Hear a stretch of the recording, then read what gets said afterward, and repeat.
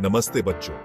आज हम अंतरिक्ष की एक रोमांचक यात्रा पर निकलेंगे। हमारे सौर मंडल, एक ऐसा सिस्टम जहां 8 प्लैनेट्स, असंख्य एस्टेरॉइड्स और कॉमेट्स और एक तारा सूर्य, एक अदृश्य गुरुत्वाकर्षण नृत्य में लिपटे हुए हैं। इस विशाल ब्रह्मांडीय मंच पर हमारी पृथ्वी सिर्फ एक छोटा सा किरदार है, लेकिन चिंता न करें, इस यात्रा में हम इस ब्रह्मांडीय नाटक के सभी किरदारों से रूबरू होंगे।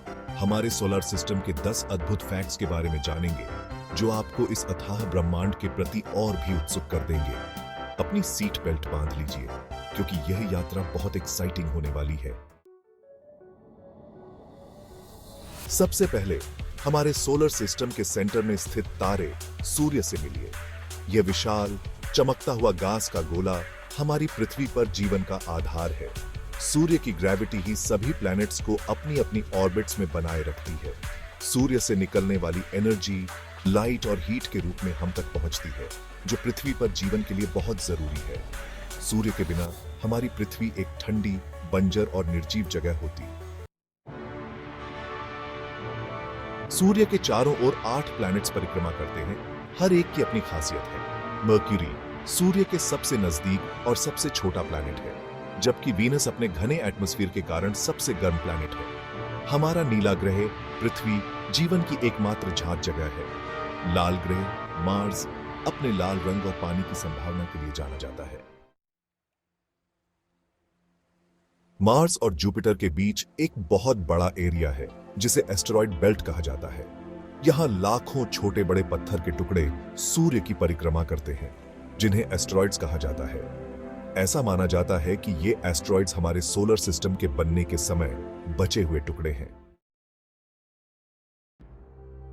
अब हम सोलर सिस्टम के गैस जायंट्स जुपिटर और सैटर्न के पास आते हैं। ये विशाल प्लैनेट्स ज्यादातर हाइड्रोजन और हीलियम जैसी गैसेस से बने हैं। जुपिटर हमारे सोलर सिस्टम का सबसे बड़ा प्लैनेट है, और इसका प्रसिद्ध लाल धब्बा असल में एक बहुत बड़ा तूफान है, जो कई सदियों से चल रहा है। सैटर्न अपने सुंदर रिंग्स के लिए प्रसिद्ध है, जो बर्फ और चट्टानों के टुकड़ों से बने हैं। सोलर सिस्टम के बाहरी किनारों पर हमें 2 बर्फीले प्लैनेट्स मिलते हैं, यूरेनस और नेपट्यून। ये प्लैनेट्स भी ज्यादातर गैसेस से बने हैं, लेकिन इनमें पानी, अमोनिया और मेथेन जैसी बर्फ भी मौजूद है। यूरानस अपनी अजीब तिरछी एक्सिस के लिए जाना जाता है, जबकि नेपट्यून अपनी तेज हवाओं के लिए प्रसिद्ध है।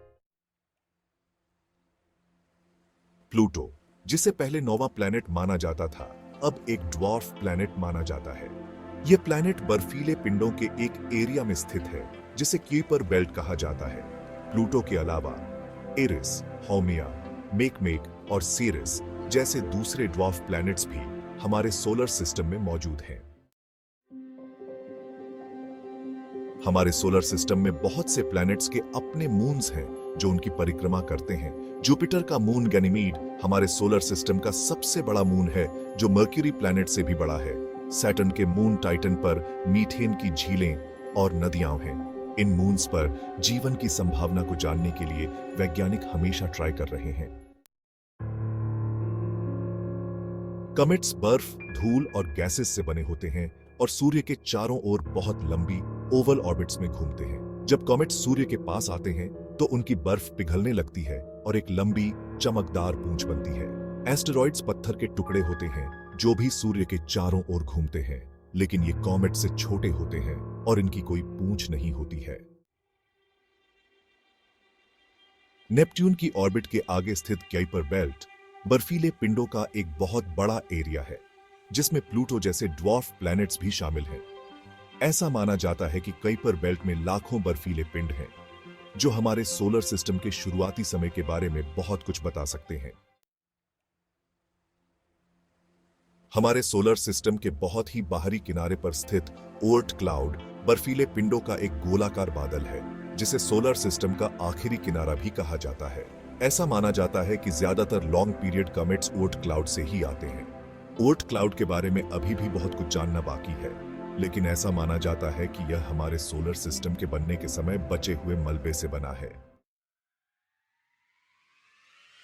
तो दोस्तों, यह थी हमारे सोलर सिस्टम की एक झलक। उम्मीद है आपको यह स्पेस यात्रा पसंद आई होगी, लेकिन यह तो बस शुरुआत है। अंतरिक्ष अनंत है और इसमें अभी भी अनगिनत रहस्य छुपे हैं। वैज्ञानिक नए नए प्लैनेट्स, मून्स और दूसरे सेलेस्टियल बॉडीज की खोज कर रहे हैं। अंतरिक्ष और उसके रहस्यों के बारे में और जानने के लिए हमारे साथ बने रहे। अगली बार तक के लिए नमस्ते।